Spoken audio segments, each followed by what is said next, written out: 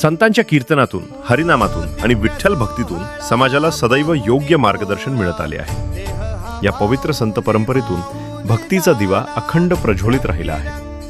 त्या महान परंपरेतच आज आपण एका पवित्र आणि ऐतिहासिक क्षणाचे साक्षीदार होत आहोत. वैकुंठवासी सद्गुरू बलभीम महाराज, शिरवणीकर, वैजनाथ महाराज, चंद्रकांत महाराज, भगवान महाराज आणि नामदेव महाराज यांनी आपल्या आयुष्यात अखंड हरिनामाचा प्रचार केला.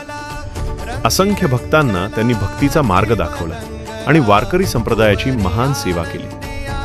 आज त्या पवित्र परंपरेतील 5वे वंशज बालकीर्तनकार व्यासनंदन नामदेव शास्त्री शिरवणी यांच्या हस्ते हा वीणा प्रसाद देण्याचा पवित्र सोहळा संपन्न होत आहे. ही वीणा म्हणजे फक्त एक वाद्य नाही, तर ही संत परंपरेची जबाबदारी आहे. ही हरिनामाची सेवा आहे आणि समाजाला योग्य मार्ग दाखवण्याची पवित्र परंपरा आहे.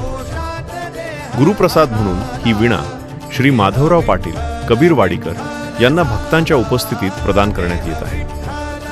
आजपासून तब्बल 100 वर्षांपूर्वी वैकुंठवासी बलभीम महाराजांनीही वीणा प्रसाद दिला होता आणि त्या दिव्य परंपरेचा आज आपण शतपूर्ती सोहळा साजरा करत आहोत.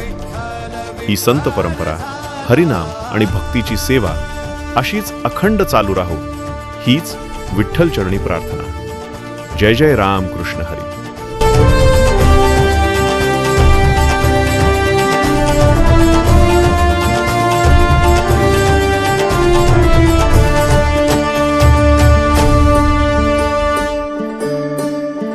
वाहे